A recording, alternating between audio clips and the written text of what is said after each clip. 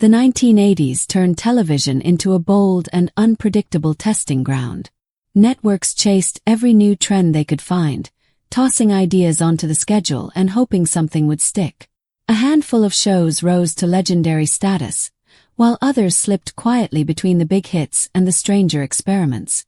These were not simply cancelled series. They were the kinds of shows that vanished almost completely, remembered only by the few viewers who happened to see them during their short runs. For everyone else, it is as if they never existed at all. Yet they did, and on Vint we are counting down 10 of the strangest television series from the 1980s that seemed to disappear without a trace. At number 10 is The Charmings, which aired from 1987 to 1988. Created for ABC in 1987, the series was built on an idea that was both risky and strangely inspired. The concept asked a simple but outrageous question.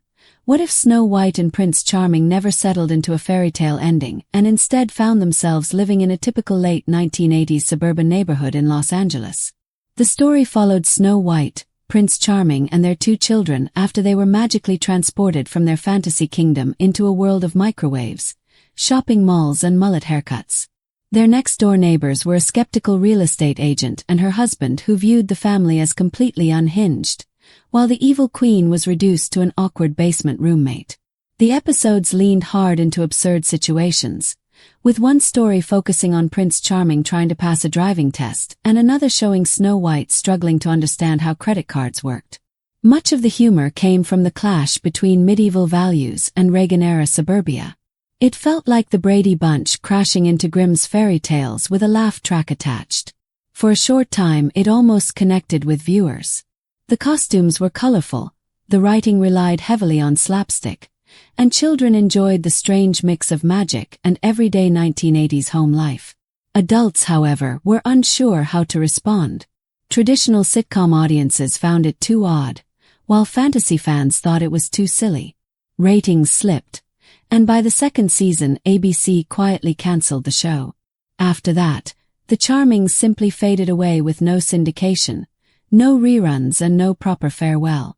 If you missed it during its brief run, you would hardly know it ever existed, and even now, when clips appear online, people often react with disbelief and ask whether it was real or just something they imagined. Number 9 is Otherworld, which aired in 1985. This science fiction adventure felt like a strange late-night dream that vanished by morning. Its premise followed an ordinary American family on vacation in Egypt, who accidentally drive through a cosmic gateway and arrive in a parallel version of Earth. This alternate world was divided into different zones, each operating as its own society with unique customs, rules, and dangers. In one episode, the family might find themselves in a region ruled like a medieval kingdom, and in the next they could stumble into a harsh futuristic state controlled by ruthless zone troopers. Every week became a desperate journey from one zone to another as the family searched for a way home while constantly being hunted by authoritarian enforcers. The series mixed family drama with dystopian science fiction and often explored ideas about freedom, conformity, and survival, yet it also embraced camp with heavy synthesizer music, glowing visual effects and costumes that looked both futuristic and bargain store cheap. The result was strange but strangely captivating. Viewers could not tell whether the show was meant for children, adults, or dedicated science fiction fans, and even CBS seemed unsure how to market it. Without a clear audience, ratings dropped, and after only 8 episodes, Otherworld vanished from the schedule. It never received reruns or an official home video release, leaving behind little more than memories, bootleg VHS recordings, scattered online discussions, and the occasional comment from someone realizing that a half-remembered dream about a family trapped in another dimension was actually a real television series. At number 8 is Sledgehammer, which ran from 1986 to 1988. Premiering on ABC in 1986, the show was a direct parody of the hard-edged police dramas that had dominated television for years. Instead of presenting a noble and serious detective, it centered on Inspector Sledgehammer, a wildly reckless and trigger-happy cop whose answer to nearly every problem involved pulling out his beloved .44 Magnum and declaring, "Trust me, I know what I'm doing." The series followed Hammer and his endlessly patient partner Dory Duro as they attempted to police a fictional city drowning in chaos. Unlike serious shows such as Hill Street Blues or Miami Vice, This series fully embraced absurd comedy. Hammer treated his gun like a personal companion, sometimes talking to it and even sleeping beside it.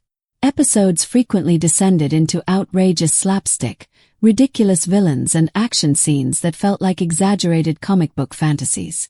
Created during the height of the 1980s action boom, the show functioned as both a spoof and an affectionate tribute to the genre, exaggerating every cliché, car chases, explosions and gritty narration, until it became ridiculous.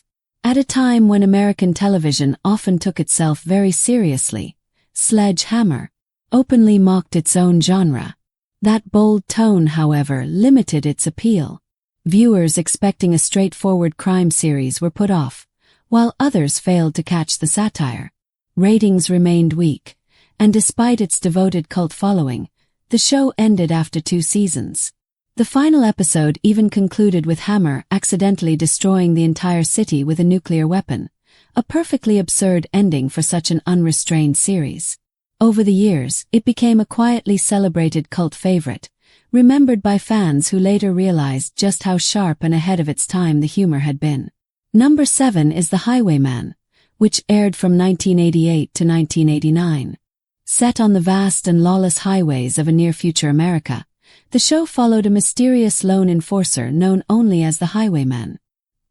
He drove a massive black 18-wheeler that served not merely as transportation but as a rolling fortress packed with secret weapons and hidden technology. In a world ruled by chaos on the open road, he acted as judge, jury and executioner when necessary. The series blended post-apocalyptic action with a futuristic Western tone. One episode might show him saving innocent travelers from desert outlaws, while another would place him in pursuit of criminals across glowing cityscapes and empty wastelands. His mirrored visor, black leather coat, and almost silent presence made him seem more like a legend than a man.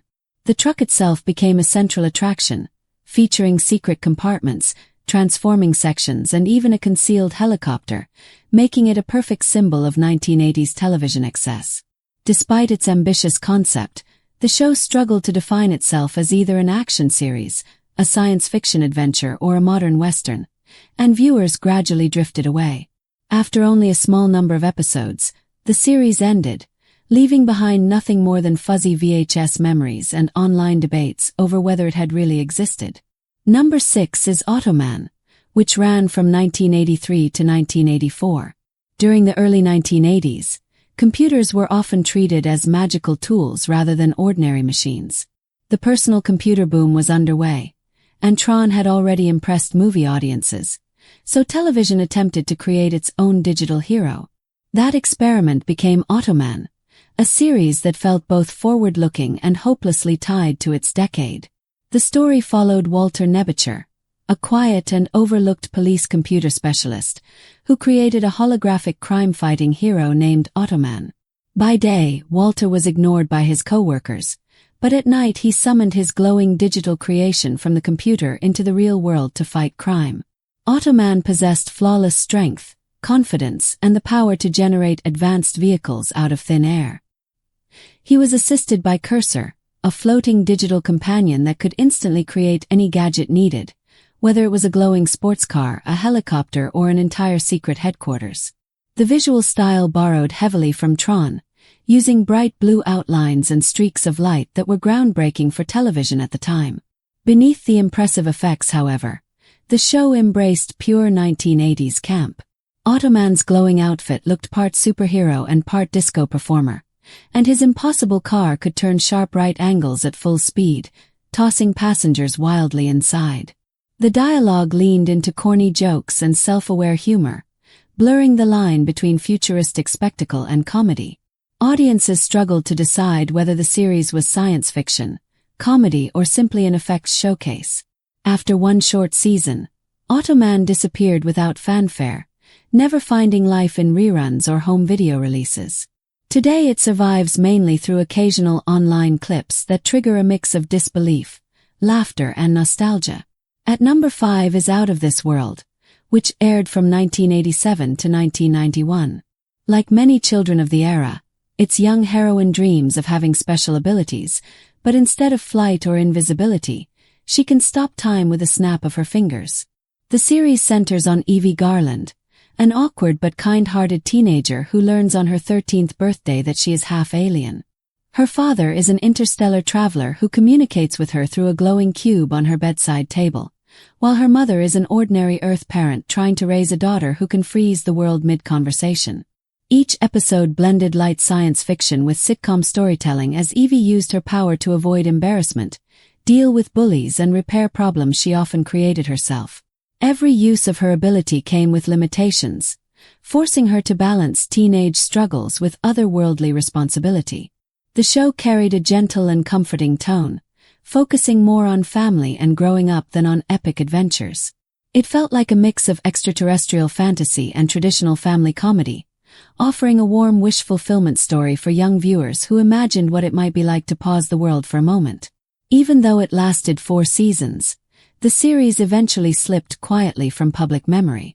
After the series disappeared from syndication, it slowly slipped out of public view. There were no DVD sets, no streaming comebacks, and only the occasional late-night replay on obscure cable channels. For most people, it survived only as broken memories, vague images of a girl stopping time while the rest of the world stood frozen, waiting for everything to move again. Even now, the idea still feels strangely unreal. A teenage girl literally pausing time just to survive high school. It feels uniquely 80s, sweet, odd, and slightly magical in a way that seems almost impossible to recreate today. At number 4 was Cop Rock from 1990, a television experiment that managed to be both daring and reckless at the same time. It took the structure of a gritty police drama, violent crimes, complicated morality, and officers and criminals facing life-changing moments, and turned every emotional beat into a full musical performance. In this world, detectives sang during drug busts, verdicts became choir numbers in courtrooms, and suspects confessed through choreographed songs while in handcuffs. The show never treated itself as a joke or a parody, which only made the result even stranger. Created by Stephen Bochco, best known for Hill Street Blues and LA Law, the series was described as Hill Street Blues blended with fame. The music itself was polished and soulful, written by respected songwriters, but the clash between serious crime stories and stage-style performances was jarring. A brutal murder investigation might suddenly shift into a perfectly synchronized dance routine inside the precinct. Viewers were confused, critics were divided, and no one quite knew whether it was brilliant, terrible, or simply impossible to define. The audience response settled the matter quickly. After only 11 episodes, ABC canceled the series. The final episode aired with almost no attention, leaving behind one of television's most unusual cult oddities. Today, Cop Rock is remembered far more for the boldness of its concept than for any particular plot, a show that fully committed to the idea of turning crime drama into musical theater and became a lasting symbol of how experimental network television could still be in the late 80s and early 90s. At number 3 was Misfits of Science, which ran from 1985 to 1986 and represented the awkward early days of superhero television long before comic book franchises dominated cinemas. The series followed a group of unusual outsiders brought together by fast-talking scientist Dr. Billy Hayes to work for a secret government project. Instead of polished heroes like Superman or Batman, these characters were charmingly strange. A rock musician who could shrink to the size of a soda can, a man who fired electricity from his hands without being able to control it, and a telekinetic teenage girl played by Courtney Cox years before she became famous on Friends. The abilities were fun, but the tone was pure 80s chaos, mixing over-the-top action with goofy comedy and surprisingly emotional stories about friendship and acceptance. One episode might feature mad scientists, while the next focused on helping children at a summer camp. It felt like the X-Men filtered through the A-Team, wrapped in neon colors and synthesizer music, and driven by the idea that being different could be heroic. What made the show both memorable and frustrating was how wildly it shifted between light-hearted slapstick and darker themes involving government conspiracies and isolation. The opening credits suggested a cheerful Saturday morning adventure, but the episodes often explored loneliness and the need to belong. The series never clearly decided whether it was meant for children, teenagers, or adults, and that uncertainty ultimately worked against it. Despite its promising concept, it lasted only 1 season, with modest ratings and little support from NBC. With no major reruns or official home releases, it slowly vanished, surviving mainly in fan memories and bootleg VHS recordings traded at conventions. Still, for viewers who experienced it, Misfits of Science left a lasting impression as a show that was strangely ahead of its time in its ensemble focus and ongoing storylines, while remaining deeply rooted in the hopeful weirdness of the 80s. For fans of Courtney Cox, discovering it now feels like uncovering a forgotten chapter of her career, one where superpowers mattered just as much as teenage anxiety. At number 2 was Small Wonder, which aired from 1985 to 1989 and stood apart from other family sitcoms because its central character was not human at all. The series followed robotics engineer Ted Lawson, who secretly created an android daughter named Vicky and raised her in a quiet suburban neighborhood as if she were a real child. Designed to help with household tasks and learn about human emotions, Vicky wore a checkered pinafore dress, spoke in a flat mechanical voice, and moved with stiff, doll-like gestures. To the family, she was both an incredible invention and a constant source of trouble, endlessly misunderstanding normal behavior and accidentally causing chaos. The stories revolved around her efforts to blend into everyday life while hiding her true nature from neighbors and classmates. She went to school, played with local children, and occasionally revealed her robotic abilities, such as super strength or data storage hidden inside her body. The show became a strange mix of sitcom, low-budget science fiction, and unintentional comedy, especially because Vicky's blank stare and rigid movements often pushed scenes into the uncanny. Surprisingly, the series ran for 4 seasons in syndication and became one of the longer-running science fiction comedies of its era. But once it ended, it nearly disappeared, with no major reruns or prominent home releases, leaving only vague memories of a small robot girl whose secret lingered in pop culture.